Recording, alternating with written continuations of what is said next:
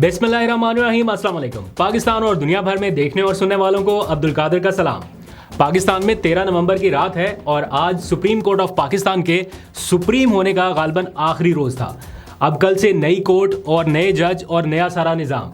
तो अब से थोड़ी देर पहले सुप्रीम कोर्ट के जजेस ने एहतजाजन इस्तीफ़ा देना शुरू कर दिया है और इब्तिदा हुई है 2 जजेस से। ये सारा आपने सोशल मीडिया के ऊपर टेलीविजन पर देख लिया कि 2 जजेस इस वक्त मुस्ताफ़ी हो चुके हैं। लेकिन क्वेश्चन ये है कि क्या और जजेस भी आएंगे?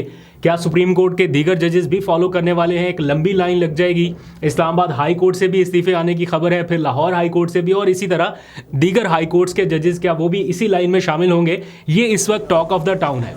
मैं थोड़ी देर पहले पार्लियामेंट हाउस से वापस आया। शाहराह दस्तूर पर 2 अलग अलग बिल्डिंग्स में काफ़ी हलचल है। एक है सुप्रीम कोर्ट ऑफ पाकिस्तान, उसके बिल्कुल बराबर में है पार्लियामेंट हाउस। दरमियान में सिर्फ पार्लियामेंट की पार्किंग है, यानी सुप्रीम कोर्ट और पार्लियामेंट दोनों बिल्डिंग साथ साथ हैं। एक बिल्डिंग में कानून साजी, आइन साजी सारा कुछ हो रहा है। दूसरी बिल्डिंग के इख्तियारात जो हैं उनको महदूद करने के लिए, कर्टेल करने के लिए अब उसमें फाइनल जो आखिरी चीज़ रह गई थी सदर मुमलिकत की जानिब से दस्तखत होना बाकी रह गए थे, वो भी कर दिया गया। यानी ऐवान सदर से भी ऑर्डर जारी हो चुका और यूँ समझ लीजिए कि अब बिल्कुल पैक कर दिया गया है वो मामला जिसमें हम कहा करते थे कि अदलिया बिल्कुल आज़ाद है, किसी दबाव से आज़ाद है और किसी भी किस्म की वो जो चीज़ें रहती हैं ना, बल्कि ये जजेस के हल्फ में लिखी गई है चीज़ कि वो फैसला करते वक्त किसी दबाव या असर व रसूख से आज़ाद होकर फैसला करेगा, वो ये हल्फ लेता है। लेकिन आज जो मामला थे वो बिल्कुल अलग ही नौइयत के दिखाई दे रहे हैं। बहरहाल जो मैंने आपको बताया कि पार्लियामेंट में, सुप्रीम कोर्ट में और इसके साथ साथ फिर अडयाला जेल में अलग अलग किस्म की एक्टिविटीज़ हो रही थी। जल्दी से सारा रनडाउन आपके सामने शेयर कर दूंगा,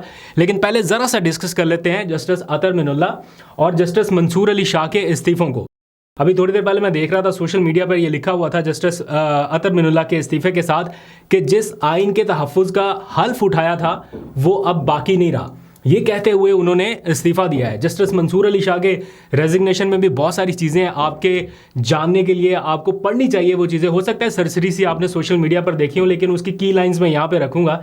लेकिन उससे पहले आपसे एक सवाल कि क्या इन जजेस को रिज़ाइन कर ही देना चाहिए था अब, क्योंकि अब और रह के ये क्या कर सकते थे? ऐसा लग रहा था कि अब शायद ये और कुछ ना कर सके, या फिर भी इन्हें अभी अपने ओहदों पर रहना चाहिए था और काम जारी रखते निज़ाम के अंदर रह के ये कर सकते थे कुछ। ये आप पे क्वेश्चन छोड़ता हूँ, ज़रा बताइएगा, क्योंकि इस निज़ाम में ऐसा मुश्किल लग रहा था कि ये और कुछ कर पाते सिवाय इसके कि ऐसी तनख्वाह लेते ऐसा काम करने की जो वो कर ना पाए। बहरहाल अभी आ जाइए ज़रा मंसूर अली शाह साहब के रेजिग्नेशन से मैंने कोई 2-3 अहम लाइन्स आपके सामने रख के बतानी है। एक ऐसा शख्स जिसका एक बेमिसाल कैरियर रहा हो और जिसको पाकिस्तान का चीफ जस्टिस बनना था, वो चीफ जस्टिस नहीं बन सका, सबसे अहम अदालती ओहदे पर नहीं तैनात हो सका, और आज वो इस नहज पर पहुंचा कि रिज़ाइन देकर चला गया, ये कहते हुए कि ये वो अदालत नहीं है जिसमें मैं आया था और ना वो अदालती ज़िंदगी है जिसका मैंने इंतखाब किया था। जस्टिस मंसूर अली शाह अपने रिज़ाइन में लिखते हैं बिल्कुल आगाज़ में ही कि 27वीं आइनी तरमीम आईने पाकिस्तान पर एक संगीन हमला है जिसने सुप्रीम कोर्ट ऑफ पाकिस्तान को टुकड़े टुकड़े कर दिया है, अदलिया को हुकूमत के मातहत बना दिया और हमारी आइनी जमहूरियत के रूह पर कारी ज़रब लगाई है। इसमें और बहुत सारी डिटेल्स भी लिखी हैं, लेकिन मैं ज़रा कुछ 1-2 इंपॉर्टेंट लाइंस आपके सामने रखूंगा। अगले पेज पर चलिए। वो लिखते हैं कि इस नाजुक मोड़ पर मेरे सामने 2 ही रास्ते थे, या तो मैं एक ऐसे निज़ाम का हिस्सा बनकर रहूं जो इस इदारे की ही बेखूनी करता हो, यानी इस इदारे को कमज़ोर करे जिसके तहफ़्फ़ुज़ का मैंने हल्फ लिया था, या फिर एहतजाजन उसके खिलाफ खड़े होकर ओहदे से दस्तबरदार हो जाऊं। वो लिखते हैं कि एक ऐसी अदालत के अंदर रहकर अपने हल्फ की पासदारी नहीं कर सकता जिससे उसका आईनी किरदार ही छीन लिया गया हो, इसलिए इस्तीफ़ा ही मेरे सामने अपने हल्फ से वफादारी का वाहिद, साफ, दयानतदार और मौसर रास्ता बचता है।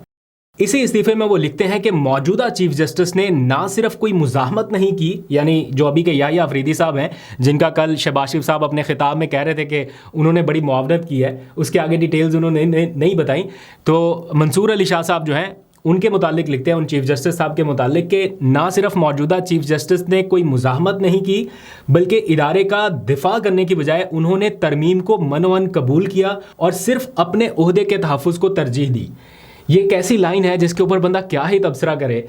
एक इदारे का सरबराह जिसके सामने उन्हें नज़र आ रहा है कि क्या हो रहा है, क्या हो सकता है, आगे चल के क्या होगा, उन्होंने अब जाके फुल कोर्ट इजलास बुलाया। जब तरामीम मंजूर हो गई, जब हर चीज़ हो चुकी, इवन सदर मुमलिकत ने भी दस्तखत कर दिया, इवन नई कोर्ट के जजेस के नाम फाइनलाइज हो गए, अब जाके उन्होंने फुल कोर्ट मीटिंग बुलाई है। और उसका जो एजेंडा है वो भी मैं अभी थोड़ी देर पहले आपके सामने रखूँगा। आप देखिएगा कि उस एजेंडे में एक्चुअली लिखा क्या गया है।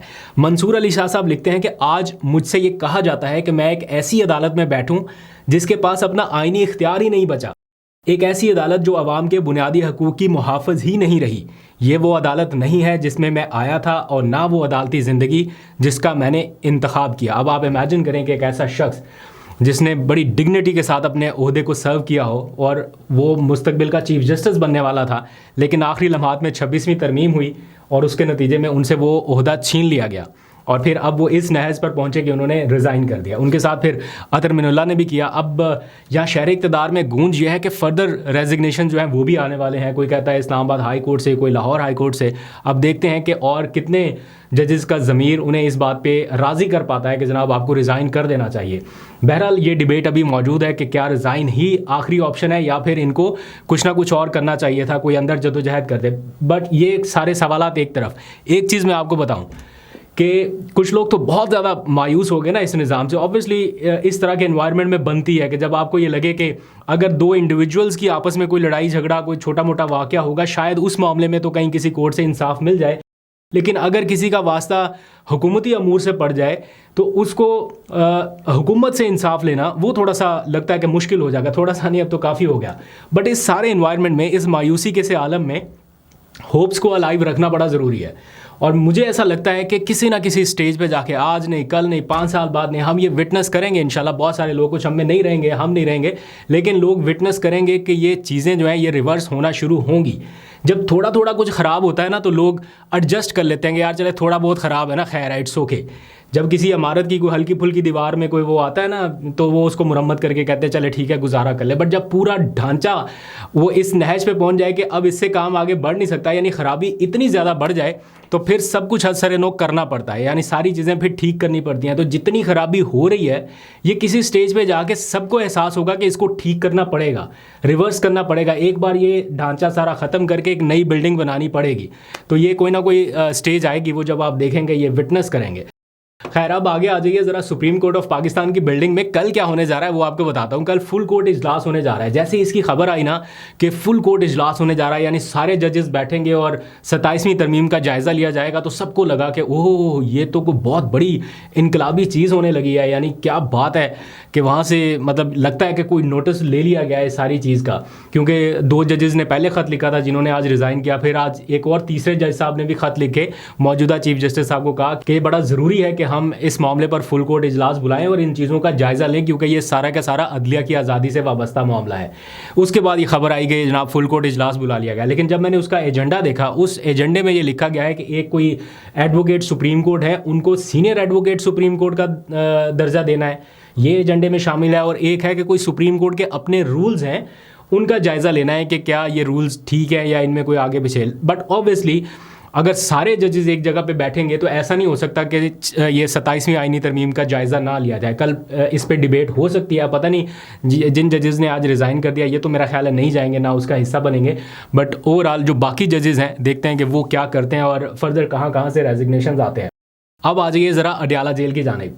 अडयाला जेल में आज आपको पता है जुमेरात का दिन था, मुलाकातों का दिन इमरान खान से, और सुहेल आफरीदी एक बार फिर ये गालबन 7वीं दफ़ा वो पहुँचे हैं अडयाला जेल और उन्हें मुलाकात की इजाज़त नहीं मिली। एक नाका उन्होंने क्रॉस किया ना, जब पुलिस वाले पीछे हटे, उनको रास्ता मिला, उनकी गाड़ी आगे गई, तो मुझे लगा कि शायद अब चूँकि तरमीम मंजूर हो गई है, हर चीज़ हो गई है, तो शायद अब मुलाकात कर लेने दें। लेकिन आज भी उन्हें मुलाकात की इजाज़त नहीं मिल सकी और वो वहाँ से बगैर मिले ही वापस लौट गए हैं। इस मौके पे उन्होंने कुछ लोगों से बातचीत भी की और उन्होंने कहा कि बच्चों की तरह ज़िद कर रहे हैं मेरे साथ कि मुलाकात नहीं करने देंगे। बहरहाल वो आते रहेंगे और हर बार कोशिश करेंगे कि उन्हें इजाज़त मिल सके।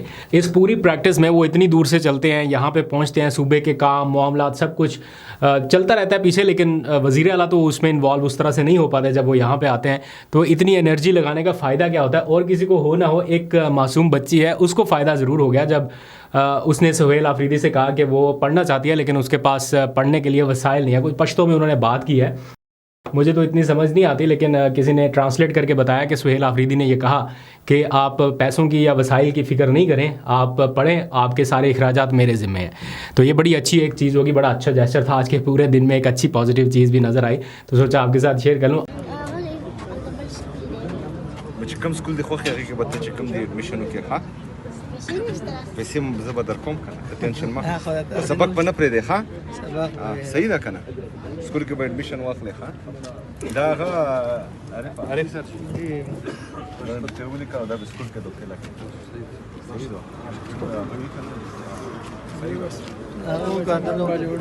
अब इस पूरे इन्वायरमेंट में ये जो भी आज मैंने डिस्कस किया है, इसमें ऑपोजिशन क्या कर सकती है, क्या उन्हें करना चाहिए, कैसे मामलात आगे बढ़ेंगे, इसका जायज़ा लेने के लिए कल दोपहर 2 बजे उन्होंने अपना मुत्तहिदा अपोजिशन ने इजलास बुलाया है। बाय द वे उन्होंने जुम्मे से अपनी तहरीक शुरू करने का भी ऐलान किया था, और तहरीक में आज तीसरी बार रिपीट करूँगा कि वो नारे लगाने से और वो सारा कुछ करने से नहीं होगा, कुछ प्रैक्टिकली आपको कुछ ना कुछ करना पड़ेगा। अब वुकला मूवमेंट हो या सियासतदानों का कोई एहतजाज हो, बहुत सारी चीज़ें और भी हैं, इनको सामने रखते हुए अपनी स्ट्रेटजी बनानी होगी और कौम को एतमाद में लेके कुछ ना कुछ अनाउंस करना पड़ेगा। अदरवाइज़ खाली कौम को इस बात पे लगा देना कि आप जुम्मे के दिन या हफ्ते के दिन या जुमेरात के दिन ये नारे लगा लें और ये कर लें, उससे नहीं कुछ होना। मीनवाइल जो नई विफाकी अदालत बनाई गई है, उसके जो जज साहब कौन होंगे, चीफ जज कौन होगा, जो अपॉइंट किया जाएगा प्राइम मिनिस्टर की जानिब से नॉमिनेट किया जाएगा, वो वही होंगे जो मौजूदा आइनी बेंच के सरबराह हैं जस्टिस अमीनुद्दीन, उन्हीं को नॉमिनेट किया गया। और जिस टाइम मैं आपसे बात कर रहा हूँ, शहर इक़्तिदार में ये खबरें हैं कि आज ही हल्फ लेने के भी इंतजाम किए जा रहे हैं। आई एम नॉट श्योर कि आज रात में ये हल्फ हो जाएगा, नहीं तो कल तो पहली प्रायोरिटी में इनसे हल्फ लिया जाएगा ताकि बाकी जजेस अपॉइंट किए जाएं, उनके नाम भी फाइनलाइज हो चुके हैं। अब आ जाइए, एक और डेवलपमेंट हुई है आज, चूँकि पार्लियामेंट में कौमी असम्बली का इजलास, वफाकी काबीना का इजलास, बहुत सारी हैपनिंग्स थी, तो जो तरामीम की गई हैं उन तरामीम की रोशनी में कुछ कवानीन नए बनाने हैं, उनकी पार्लियामेंट से आज मंजूरी ली गई है। बाकी सारी चीज़ें डिस्कस होती रहेंगी। एक अहम जो चीज़ है वो आपके सामने रख देता हूँ कि चीफ़ ऑफ डिफेंस का जो ओहदा क्रिएट किया गया है, उसकी जो मुद्दत है वो 5 साल रखी गई है। यानी जिस तारीख से चीफ़ ऑफ डिफेंस का ओहदा जिसको भी मिलेगा वो 5 साल तक कंटिन्यू करेगा। दैट मीन्स के मौजूदा फील्ड मार्शल को जैसे ही ये ओहदा तफवीज़ कर दिया जाएगा तो वो 5 साल मजीद कंटिन्यू करेंगे from the date of appointment. ये तरमीम आज की गई है जिसके बारे में डिटेल्स बताई गई। अभी तक के लिए इतने, अपना बहुत सा ख्याल रखिएगा। अल्लाह हाफिज़।